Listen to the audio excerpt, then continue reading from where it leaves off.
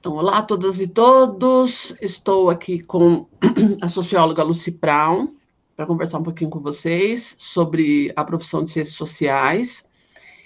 E vou fazer então 3 questões para ela contar um pouquinho para vocês sobre a atuação nessa profissão e também se apresentar. Lucy, como que é o seu dia a dia na sua atividade profissional? Então, eu tenho um dia a dia muito particular, porque eu sou professora de uma universidade pública, né, federal.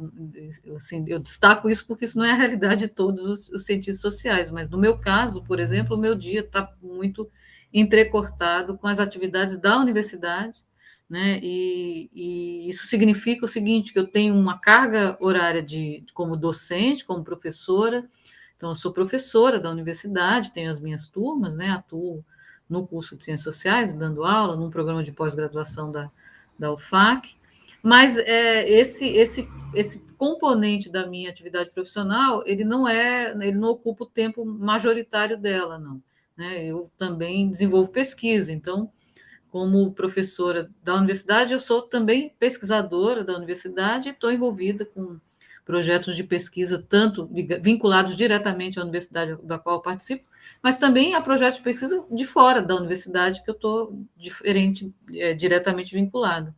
Na universidade que eu tenho vínculo direto, eu sou pesquisadora em 2 projetos. Um tem a ver com a minha área de concentração, que é trabalho, né? E os dois têm, né? Trabalho, uma pesquisa que a gente tem desenvolvido sobre o trabalho dos professores, o trabalho docente, né? E uma outra pesquisa que eu participo como colaboradora também dessa universidade, está ligada à faculdade, ao curso de saúde coletiva da UFAC, que é uma pesquisa sobre acidentes de trânsito entre entregadores de aplicativo.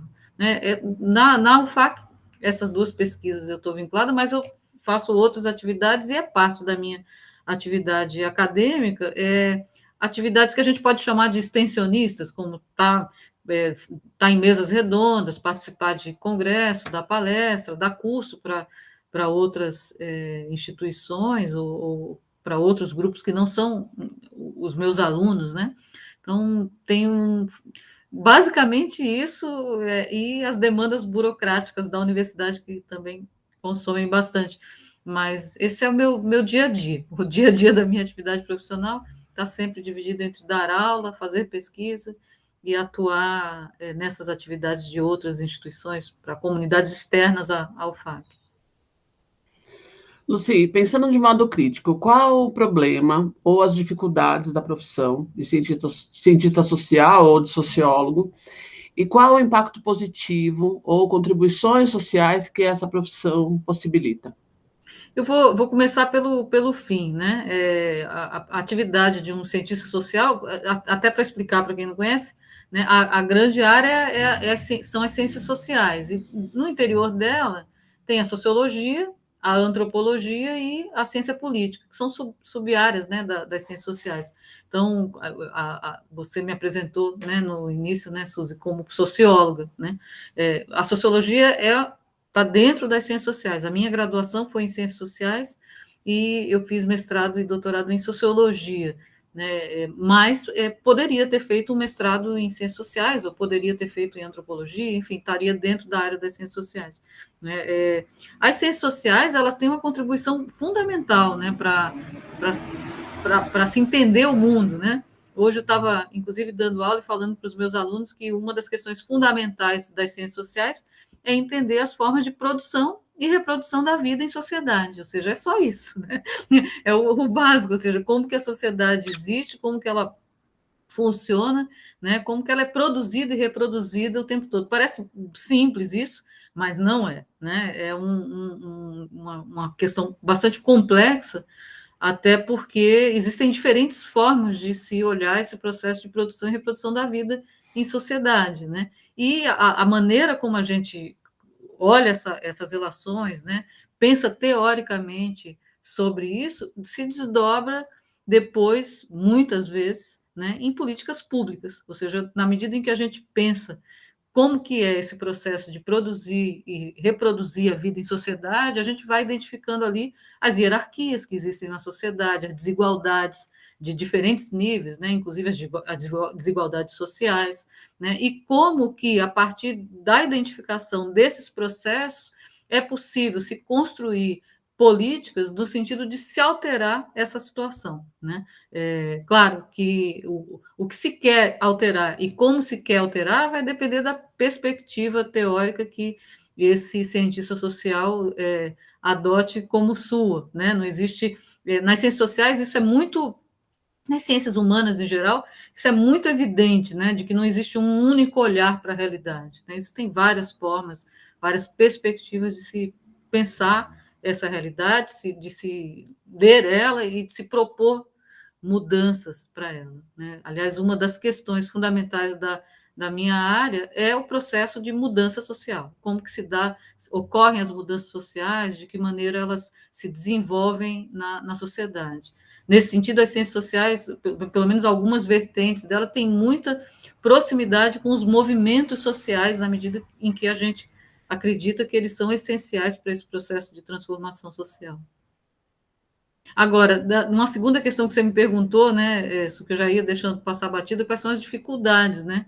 As dificuldades é a baixa valorização dessa área de conhecimento, né, que é uma característica dos países periféricos, né, de não valorizar as áreas das ciências humanas como um todo, né?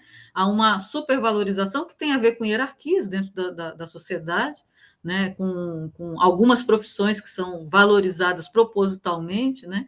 E em detrimento de outras que aparecem com menos valor, né?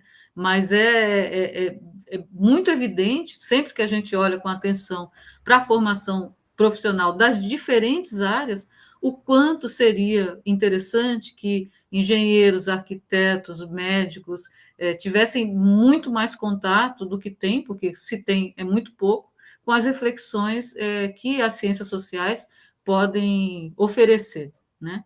Certamente o exercício dessas atividades seria qualificado, né? E infelizmente essa valorização não existe em países como o nosso, ela é muito pequena, né? Isso se traduz muitas vezes até em pouca oferta de postos de trabalho na área das ciências sociais. E a última questão, Luci, como que foi a passagem da formação universitária para a atuação profissional? Olha, a sensação, quando se termina o curso de graduação, é uma sensação muito angustiante, porque a gente se dá conta de que a gente não sabe muita coisa, não, né? Mas, assim, não se preocupe que isso é normal, acho que acontece com todo mundo.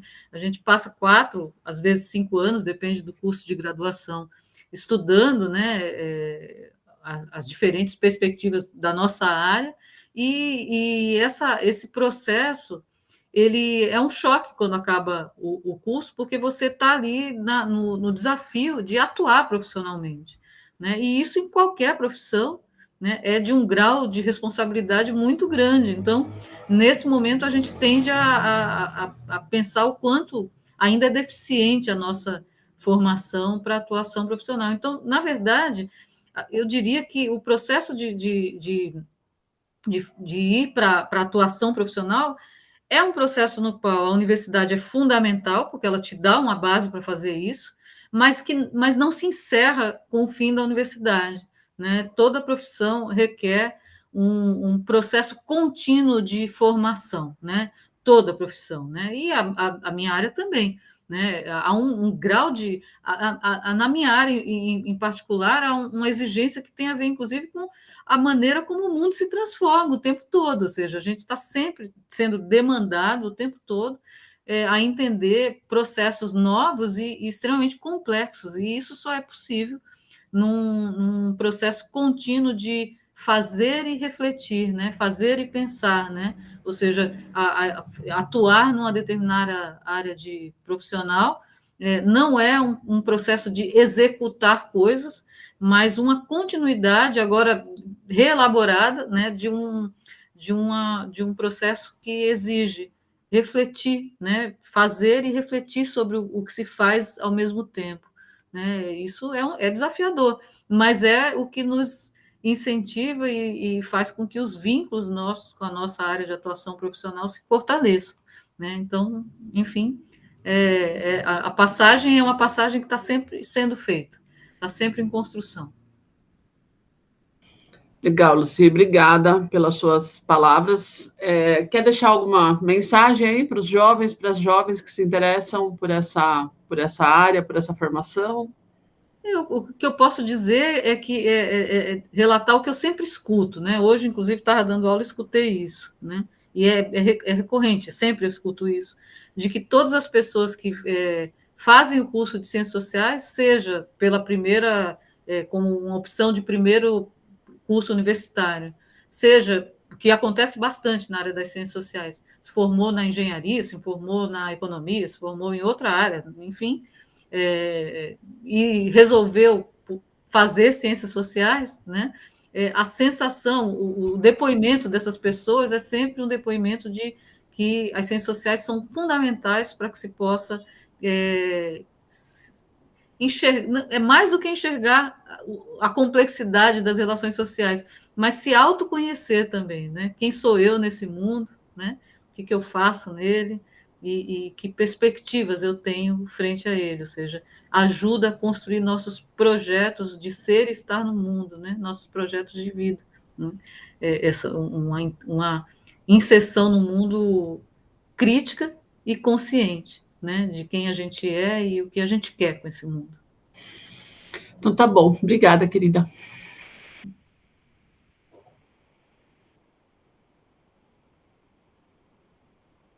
Vai fechar a gravação, né?